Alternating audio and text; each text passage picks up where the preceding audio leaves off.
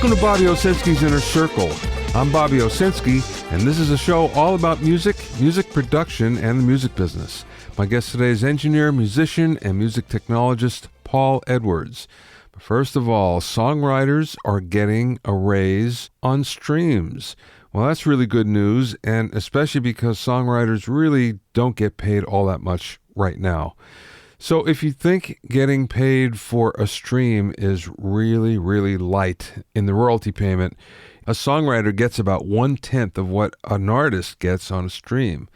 That's going to change pretty soon thanks to the fact that the Copyright Royalty Board authorized a 44% increase over the next 5 years for songwriters.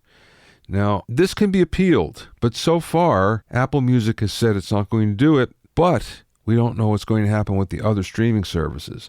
Now, if you're a songwriter, you can thank the National Music Publishers Association and the Nashville Songwriters Association, who forced the issue on this a few months back. And in fact, it's going to be a good thing because songwriters don't get paid much for streaming. But that being said, the battle isn't over yet because everybody kind of has to sign off on it first. Actually, they're not signing off on it. What they're doing is agreeing not to appeal. So it's really good news for songwriters. You're getting a streaming raise. You deserve it. You're not making much money now. But again, this is 44%, but it's over the course of 5 years. Still better than nothing, even though it's in small increments.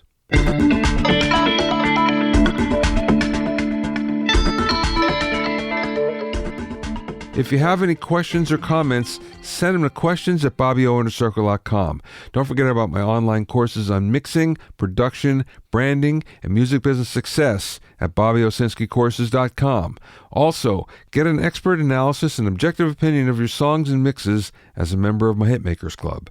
Go to hitmakersclub.com to learn more. Now let's talk about sample rates. Sample rates used to be a bigger deal than it is today, but in some ways it still is and still raises some questions. For the most part, it's a confusion, especially to many beginners, to choose a sample rate. But the way I see it, there's never a good reason to use 44.1. The reason why is, for the most part, CDs are no longer important, and really 44.1 doesn't sound as good as the other sample rates. Way back in the early days, when storage cost a lot, that was more of an issue because all the other sample rates are higher and therefore you'll need more storage. But today, that's not the case at all. 44.1 gives you no advantages whatsoever. 24-bit does, however. That means a lot, so at the very least, you should record a 24-bit. But that being said, 48K is probably the lowest I think you should go. One of the reasons why you should always think about 48K is that is the standard for video production. So all audio for video is done at 48K, although there's a movement to 96K for that. Now, 96K in recent years has become the standard in most audio production, and there's a number of good reasons. Yeah, it does sound better. Does it sound a whole lot better? Well, I don't think so, but it does sound better. However, from an archival standpoint, it's important that you really consider doing 96K. The reason why is Apple considers anything that's 9624 high resolution and therefore really wants it on their Apple Music platform. Apple Music has been collecting 96K files for at least 5 years, maybe it's 6 years now. And for the most part, it's a good idea to record it as high a sample rate as possible because at some point in time, we'll look back and we'll say, wow, anything less than 96K was the Stone Age. So now it's really easy. It doesn't cost you anything in terms of plugins or in terms of track count or in terms of storage. So why not do it? It will just sound better. Now we get to 192. A few years ago, I actually did the tests where we recorded the exact same thing on 3 different Pro Tools rigs at 48, 96, and 192K. And it was pretty eye-opening. The difference between 48 and 96K wasn't all that great. The difference between 96 and 192 was amazing, though. And what ended up happening was we listened to it and it was a live or Memorex moment for those of you who can remember back that far. It sounded really fantastic. You can hear a tinkle that you couldn't hear otherwise in anything with high frequencies. It seemed to have more depth. It just sounded more real. Now you might think, Well, if that's the case, why isn't everybody recording at 192? But there are some limitations. Again, once upon a time, it would take up 4 times the storage space, and now that's not that big a deal because storage is really cheap, and this basically becomes more like a video project where you're storing about the same amount. So again, not a big deal. However, not all plugins work at 192, so your favorite plugins may only go to 96K, and that's it. So that's kind of a limitation. The other thing, on certain digital audio workstations, and not all will work at 192, by the way, but most of them will experience a voice count drop. What is a voice? Most people think of it as a track. One track equals one voice. Well, yeah, that's sort of true, but not exactly. Voices are different from tracks. A voice is a unique audio stream that can be routed to a track. You can have more tracks than voices, but the problem is not all of the tracks will sound. So if you have 20 voices available and you have 24 tracks, well, only the first 20 tracks are going to be heard. So that can be a problem. So what ends up happening is your voice count usually halves at 192. And that may not be a problem, but for some it might be. So for instance, sometimes a track will use 2 voices. And this usually occurs when you're doing a punch, for instance. So there's one voice for the original audio stream, and there's a second voice for the new one that's being punched in. So you can see where a limitation might happen right there, where you need extra voices and they might not be available to you. That aside, recording at 192K is really an outstanding experience. The sound is better, the depth is better. What I really liked is you can hear differences between simulations. So if you go to an amp simulator, for instance, things that sounded subtle to you before now jump out as a lot bigger deal. Reverbs tend to sound better, especially the tails. Everything sounds smoother. So if you haven't tried recording at 192K, I urge you to try it because I think you'll end up liking it. And I think before long, that will become the new standard for recording music. My guest today is Paul Edwards, who's a Montreal-based engineer who's worked on projects by Smashing Pumpkins, Flaming Lips, Ben Harper, Arctic Monkeys, Seal, and many, many more. For 3 years, Paul is also the lead engineer for the online mastering service LANDR. In the interview, we talked about getting into mastering, some insights on LANDR, artificial intelligence in audio, and much, much more. Paul and I spoke via Skype from a studio in Montreal. You've had experience with LANDR and with Korg, but let's go back because I want to find out more about your background and how you got into the business. Sure. I guess you can go way back, way back. My mom was a big fan of music, but my parents aren't musicians. But so I always had a lot of music around the house and a lot of the what you'd call golden oldies, stuff like that. So, a lot of harmonies have been instilled into me from an early age. But I guess I found music basically when I was a teenager. A couple of friends of mine, one played guitar, one played drums, and they heard me sing one day, and they said, "Why don't you buy a bass and we'll start a band?" So that was back in the grunge days, and I did that for a while. Was in a number of bands, and then as I kind of moved out of my parents' place and got an apartment, I moved into more finger picking style guitar. And then over the years, I've been in tons of bands, heavy bands, from heavy rock bands to country rock bands, oddly enough, and, sort of more traditional rock bands. But in my career, I work with a whole bunch of different genres of music. I really got the recording bug, I guess. I moved to Sweden in my early 20s, and then I recorded my first album there with a friend of mine. And when I came back, I worked as hard as I could that summer to buy my first digital recorder, which was a Korg D1600, if you remember those. I do. So that's when I started to actually record bands, and that was a few years before I actually studied recording at Concordia University up here in Montreal. No, wait, you moved to Sweden. What was that like musically? Sweden is huge on music. I actually took a Swedish music history course when I was there and a whole bunch of other things. I was on a couple college radio shows. One was international radio and another one was in Sweden, so I didn't speak that much when I was on that show. But they invest a lot.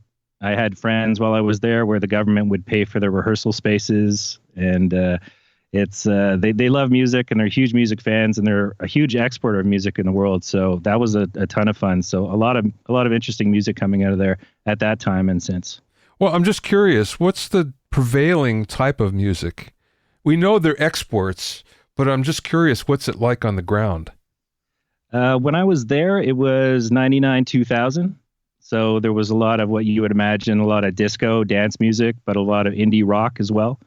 So that was the prevailing music that I would be exposed to at that time in terms of the friends and the clubs that I would hang out at. But since then, I keep in touch a little bit with the radio station that I worked at. I'll see their playlists. They usually have 3 playlists, and I would see that every once in a while. And it's what you would imagine. There's a playlist that has a lot of pop and dance. There's a playlist that has a lot of rock still, and then there's a playlist that will have primarily hip hop or urban music. Is it imported, or is this native hip hop? They kind of have something similar to CanCon, which is the Canadian content laws, where you have to play a bunch of Swedish music. Don't quote me specifically on that, but at least at the radio station I worked at, which was the largest studio called Lund Radio, the largest studio radio station there, they would make sure that there was a lot of Swedish music on the playlists. But of course, you're influenced by the major labels, like everybody is. So they would get free CDs from the music labels, and an agreement to play, choice cuts that would come out in singles that were being released. Yeah. Okay, so then you come back to Canada. Is that when you went to Concordia? Yeah, I was still finishing university at that time. I took a degree which was Science and Human Affairs, which is a degree that no one really understands, and it's probably not worth discussing. But a lot of research work was involved with that, which later ended up helping me at my time at my last music tech job. But when I finished that degree, I had already caught the bug for recording, so I was doing it on the side. I was recording the bands that I was in. I was recording friends' bands, and started to, call myself a producer, even though probably at the time I didn't know what I was doing. As everyone does, they're a recording engineer with an opinion, I guess, at that point.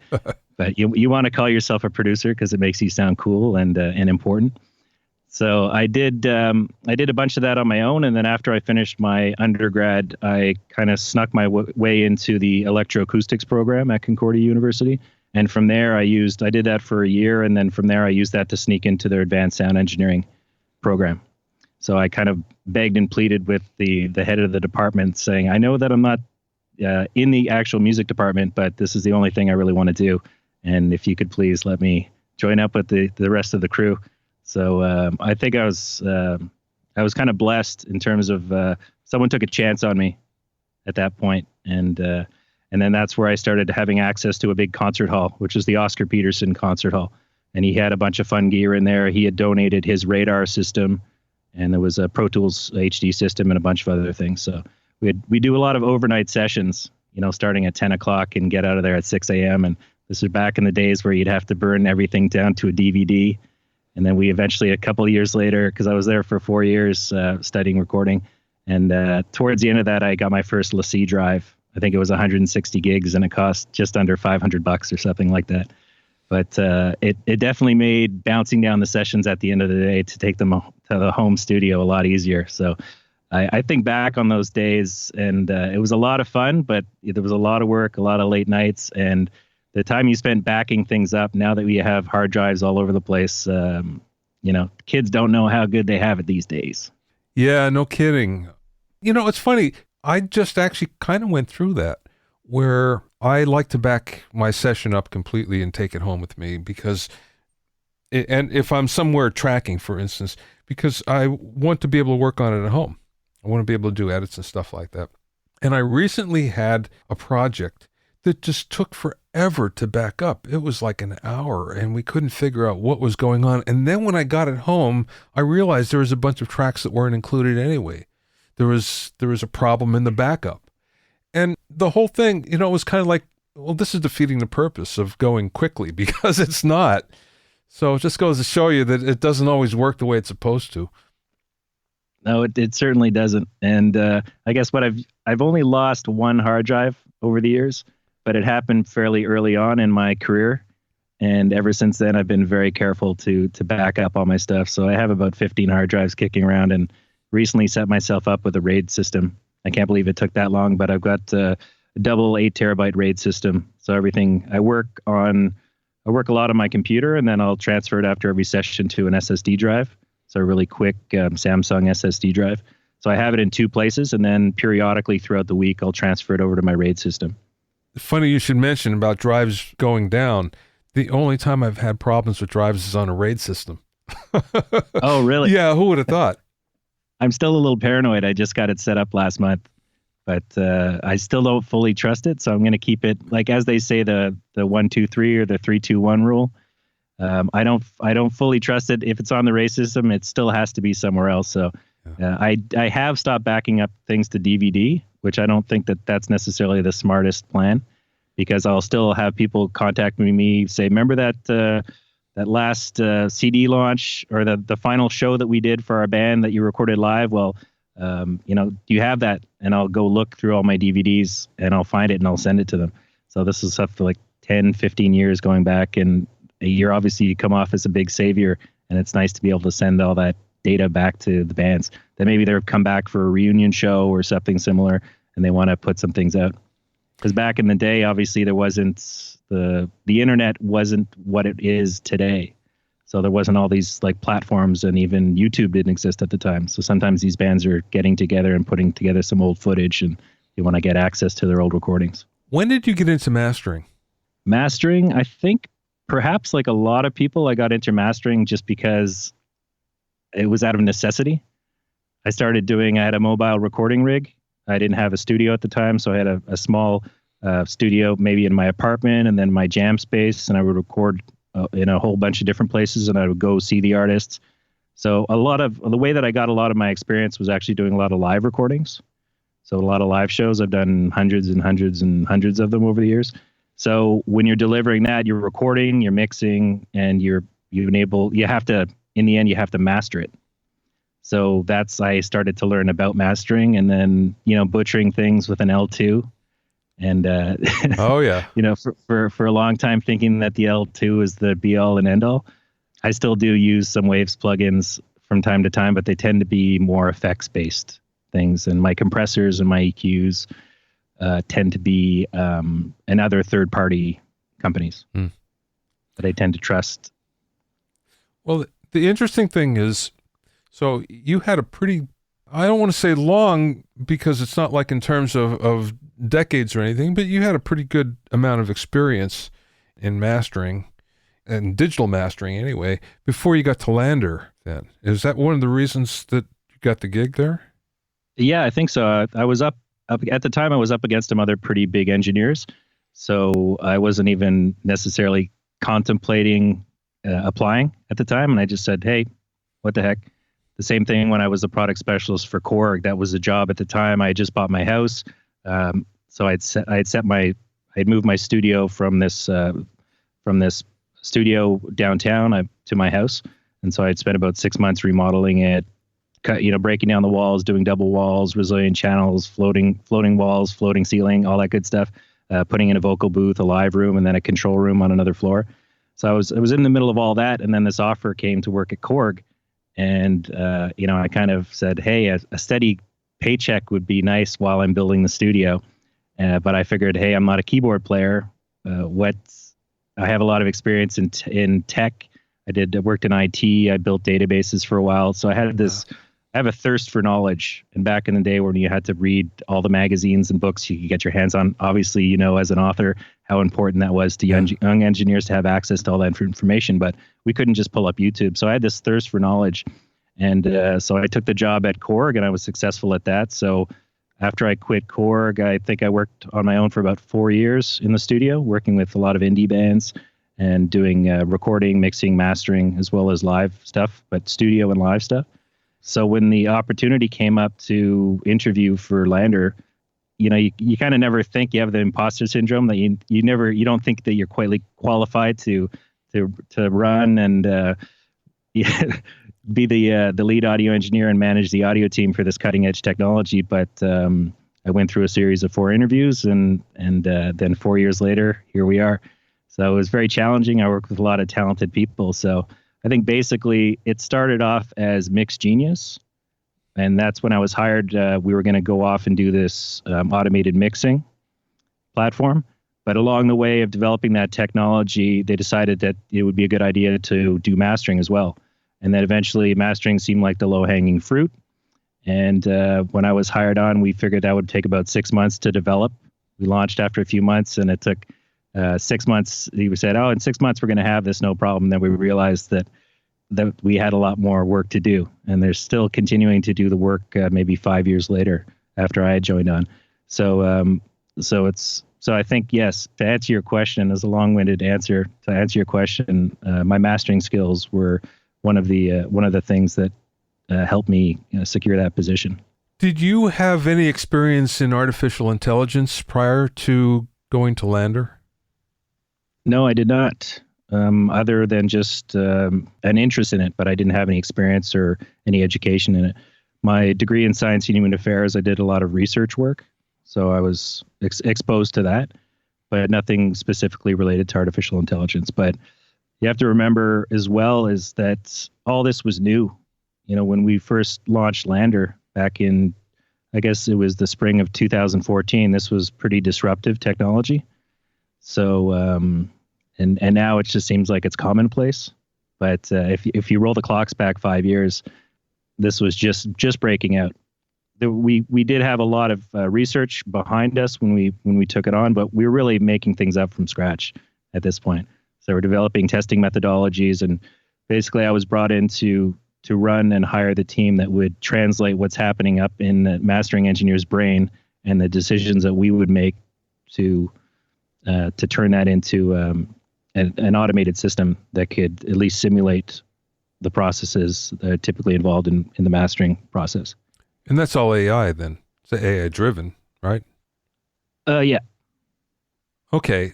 And I don't want to spend too much time on LANDR because you're not there anymore and you've moved on, but I'm just kind of curious about the process. And I don't know how much you can talk about it either. So, I mean, there's a couple of barriers here, but one of the things that I know some mixers don't like is the fact that they're not comfortable with an online process, no matter how intelligent it is, doing something that they're used to paying high dollars for from a real guy. And I guess that LANDR and all the other similar services aren't really going after that client. Is that the case? Yeah, that's the story for sure. I mean, that's, even, you listen to anyone and the marketing speak that comes out of the company. Basically, what we started to do was to offer that service, which was pretty prohibitive to most artists out there, whereas to be able to use a mastering engineer who might be charging up to hundreds of dollars per tracks, where you have people that aren't charging as much and they call themselves mastering engineers and they're not, Yeah. People that they're either charlatans and they're trying to take advantage of people, or they're just people that may think they know what they're doing, but they don't. But so yeah, it's geared towards the amateur musician. I mean, there's the argument that people, I totally get people not wanting to put their tracks in the hands of a robot, let's say, and we're giving robot in quotations, obviously. And it makes a lot of sense. There's always been pushback to the technology, and we totally understand and appreciate that as well. And a lot of guys on the team are obviously musicians themselves and have been in bands and have spent weeks, months, years producing music. And in the end, are you really going to trust a computer to do that work for you?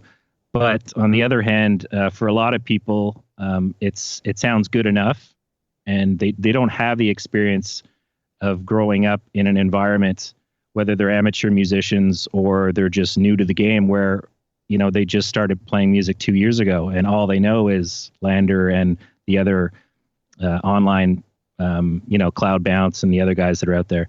So that's all they know, right? So it's good enough. It's like Instagram, that kind of thing. So I'm being in a band and being the guy that knows how to build websites and playing around with Photoshop over the years.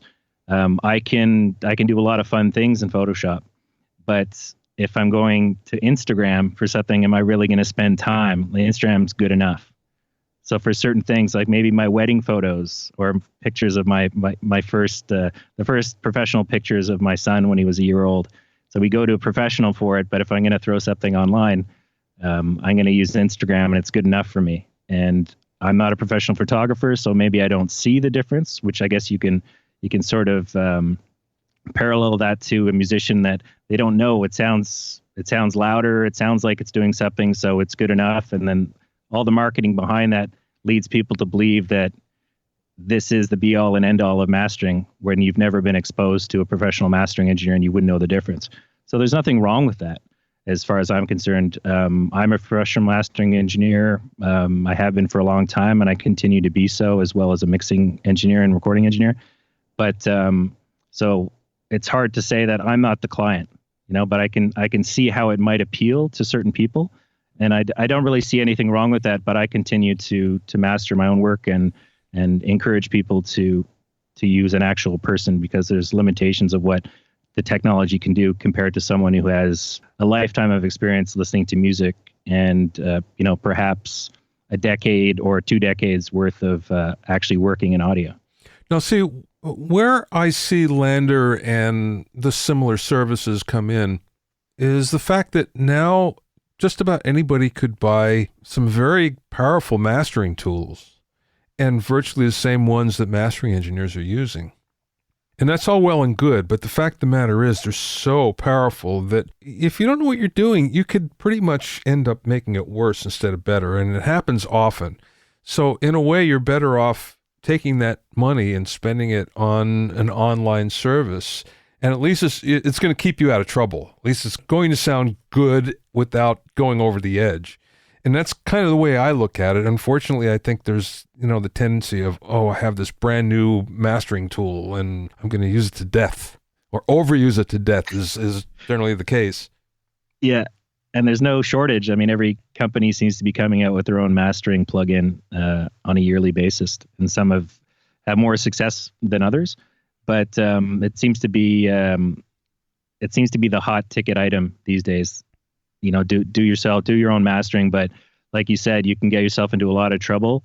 And not that I really use multi-band compression, or rarely even use it, but something like that could do a lot of damage to a young, inexperienced engineer, or even an experienced engineer that doesn't have the time working on the plugin. You can really kill your mixes that way by doing something, let alone not having a proper limiter to use. If you're just using an L2, you basically just have a couple, you can't really tweak it that you could in a Pro L or a DMG limitless or something like that. That's a very more powerful limiter that can be very, very useful in the hands of a skilled mastering engineer. Yeah, and see, here's the thing that I kind of realized, because I've had mastering engineers and really great mastering engineers as friends, as buddies for a long time. And when I watch them work, I'm always amazed at how little they do to make it sound great. And that's the one thing that if you have a tool, you're not going to do, generally speaking, if you don't have that experience. Adding a half a dB here and a half a dB there, or minus a quarter dB, it shouldn't sound different, but it does. In the hands of somebody that's really good, it can just make it sing, make a track sing. And yet the average person who's mastering on the same monitors that they mixed on is compounding the problems. And of course, half a dB, they probably can't hear the difference. So it's they're not going to help it. Yeah, exactly. And yeah, it tends to be the incremental steps. Sometimes a mastering engineer, as some of them say, I just use an EQ and a compressor and that's all I ever need. I tend to have a lot more in my stack. I don't necessarily use everything in my stack. But I think over the years, I've found that it's all the little incremental things. I did a post on Instagram a little while ago sort of saying, plan on just having your mix engineer master your tracks or slap an L2 on your tracks. Like, good luck. Here's an example. And I had like a screenshot of maybe 7 plugins that I had. And they're not doing a lot of heavy lifting, but everything is doing a little thing it's all incremental improvements. Just tiny little moves. Sometimes you need, depending on if you're working with an indie artist, you might have to do some pretty serious moves in terms of surgical EQ for the most part, I'd say. Just fixing irregularities. And the mixing engineer himself or herself could be very talented. But as you said, maybe that they don't have the proper headphones, they don't have the proper speakers, and more importantly, they don't have the proper room. And like we're not all as fortunate to, you know, maybe lived as long as you or I have, where we can, you know, treat our room, or we have our own place, or, you know, say we're, you know, the younger musicians are recording out of a jam space or rehearsal space or their parents' basement or in their apartment, or, you know, the list goes on and on. So I definitely know what it's like to have access to limited gear and limited space. But now that I have my own, you know, proper room that's been acoustically designed by someone else, and I have my barefoot speakers and my Avocet and a lot of other fun toys that I can actually know what I'm hearing, and I shoot my room, and it's very flat with a couple little irregularities, but I know those irregularities and I know where they are. I think I lost track of what we were saying, but yes, you agree. I agree. I agree with you, Bobby. That's what is important here. No, for sure. Let's get back to AI for a second. It seems like more and more audio, especially plugins, are including machine learning, artificial intelligence. Where do you see that going? Because you're more connected to this than anybody I know. For sure. I think it would be extremely helpful. I'm not sure which way to come at it, and I tend to talk in tangents, so I hope that your listeners will be gentle with me. But as an experienced engineer, maybe I'll come at it from this way. As an experienced engineer, you know, when you sit down, you know what to go for. You know how to, you know, which EQ you're going to use, what type of compressor, you know, and then going from what type of compressor or what type of EQ, specifically the model and the make of the plugin or the hardware that you're going to go to achieve the sound that you want. So we know that, but it took years and years and years of practice. And going back to one of your old mixes is a great example. It's a very humbling experience.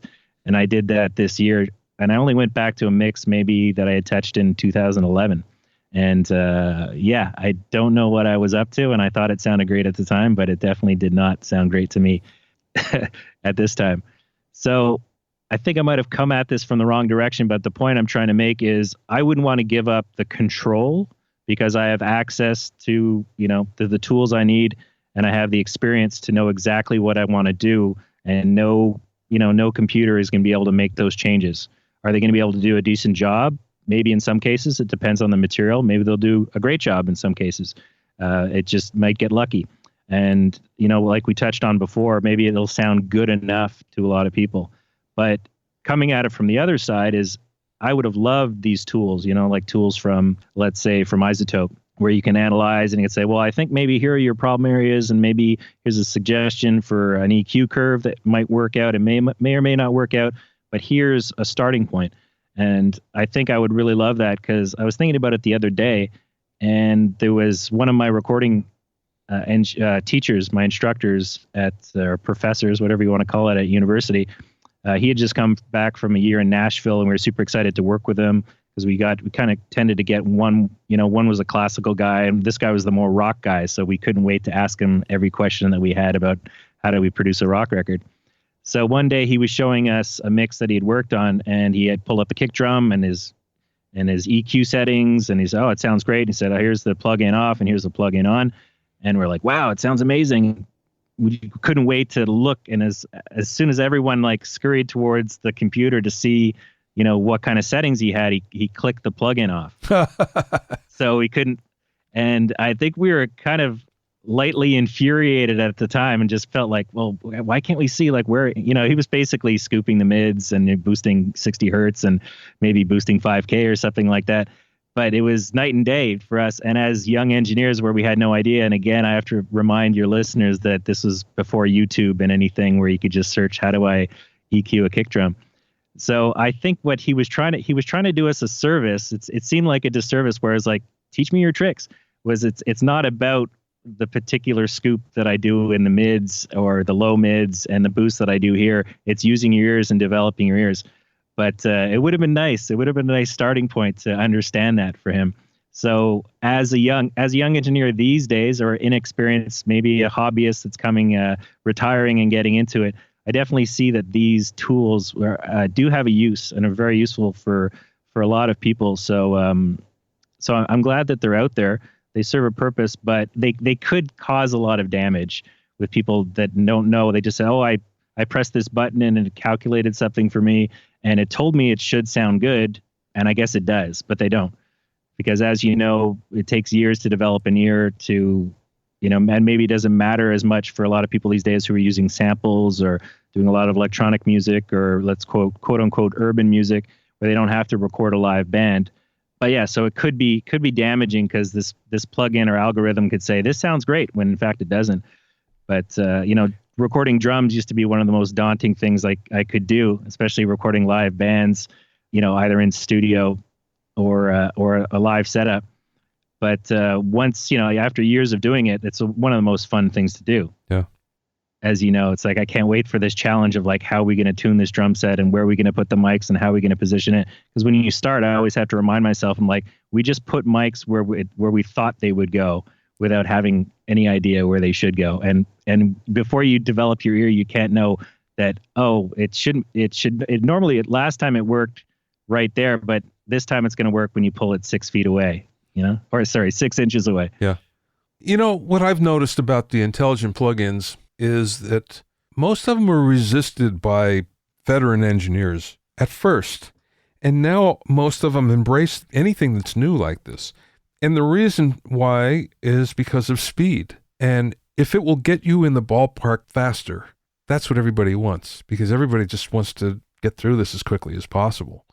We all love mixing, and geez, we'll take as much time as possible, but, why spend 6 hours when you can do it in 5 or 4? You know what I mean?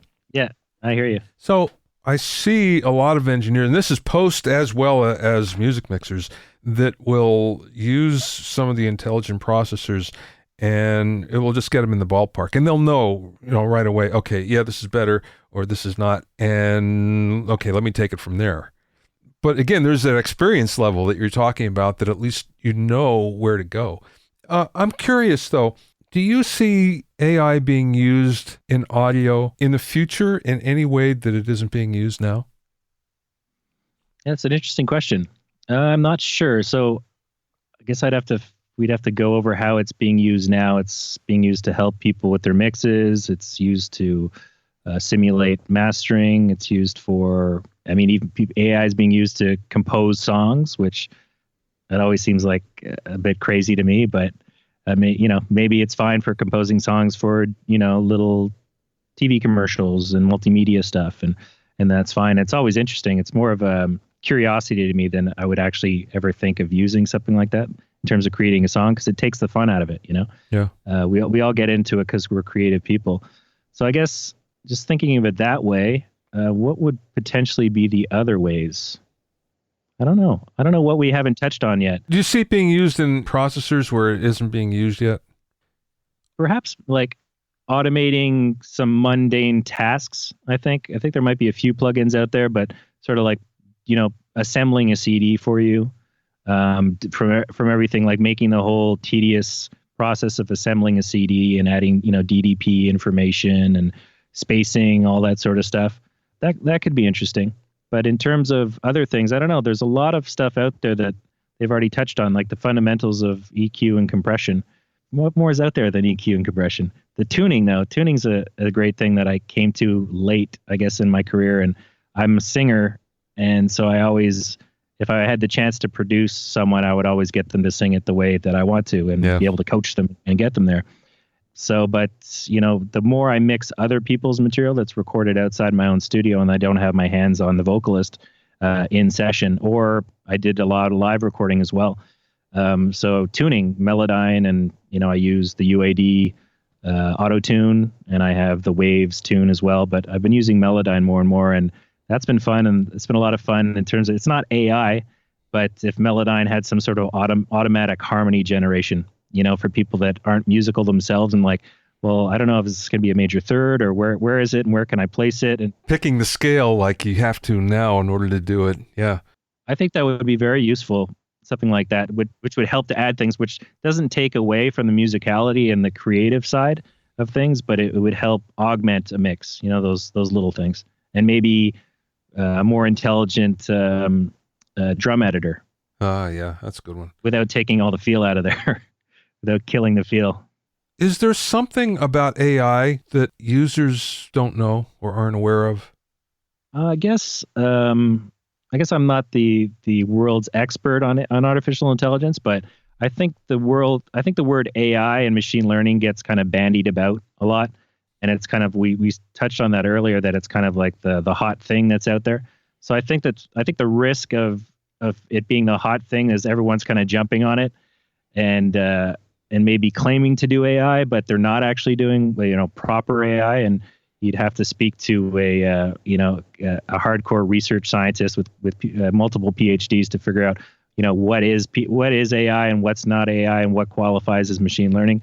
But it's kind of I'm just thinking about the top of my head, and I don't know if this is a very bizarre analogy, but it's when something like a health craze comes in, and it's like sugar free or low in cholesterol, and it's a product that's been around for 100 years and it's never had sugar in it, but all of a sudden it's sugar free. Yeah. So I think there's the risk of people jumping on the AI bandwagon and claiming to do artificial intelligence when it's actually not technically speaking artificial intelligence. Mm-hmm.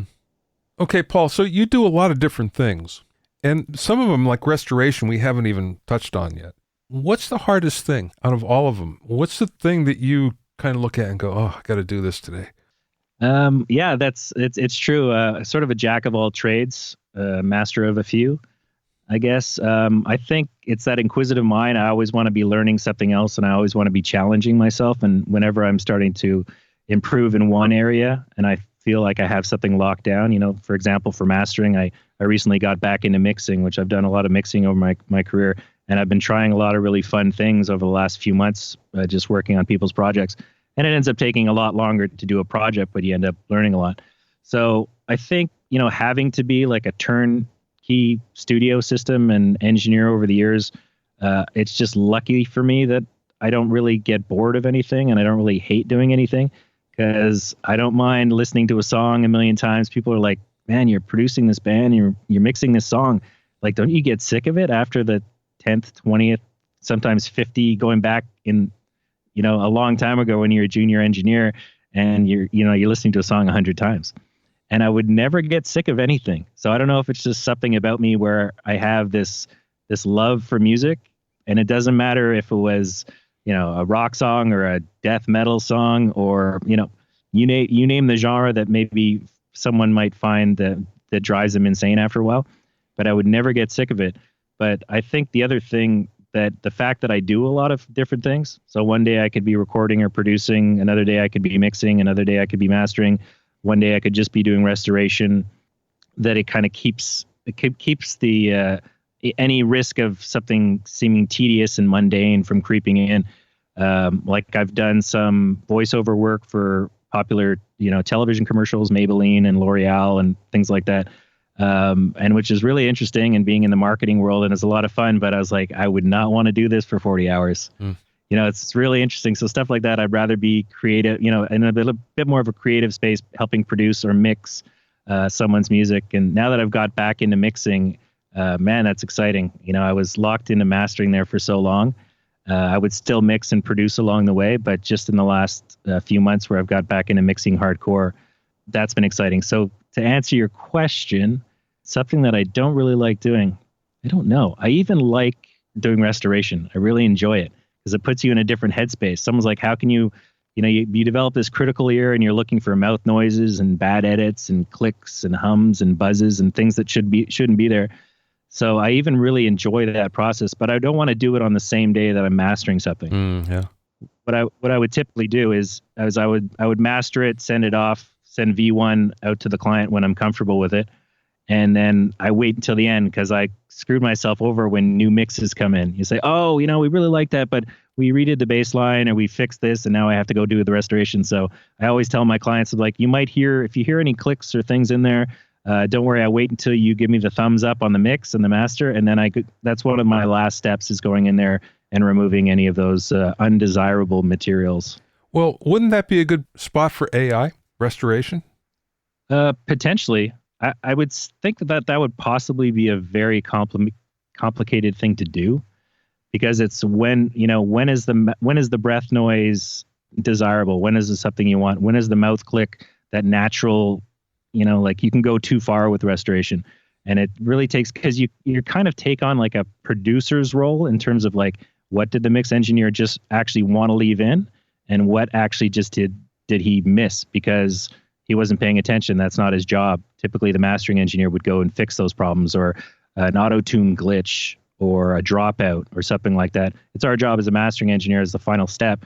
You know, they could be blasting stuff, working on the mix till 2 a.m. Who knows if they're partying in the studio, and they send off the mix and say it's done. And you're kind of like, sometimes you'll check with them, depending on your relationship with the producer or the engineer. Say, hey, I just noticed there's something in there, and did you want it in there or not? And they're saying, oh, great, thanks. I don't know how I missed that. It's not really their job. They're working on the creative, one of the most creative parts of it is to get that mix out. And then the mastering engineer or the QC engineer who works for the mastering engineer, it's their job to find these little problems and then bring that to the client. Some clients might react differently to that, say, oh, thanks. And some be like, oh, there's no problems. There's no errors in my mix. My mix is perfect. So, but I feel in the most part, people are you either just don't say anything and you just fix it. And, you leave in what you think is there. And I guess maybe I wasn't experienced as a producer and a mixer and an artist as well, I might not know what to take out and what to leave in. Yeah. But one of the most fascinating things that I found is the higher you go up when you start working on major label stuff, you figure that there'd be no errors. And it actually kind of seems to be the complete opposite. Yeah. Maybe it's shrinking budgets. Maybe it's always been like that. But I found like a lot of the major stuff that I worked on, there was just a ton of clicks and bad edits and auto-tune irregularities and Makes me crazy. Yeah, but I love it. It's kind of like one of these funny little things to do. Like I have other engineers that just send me their stuff to do audio restoration on it.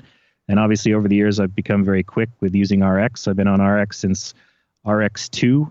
And my professor at Berkeley, Jonathan Weiner, was the guy who introduced me to that.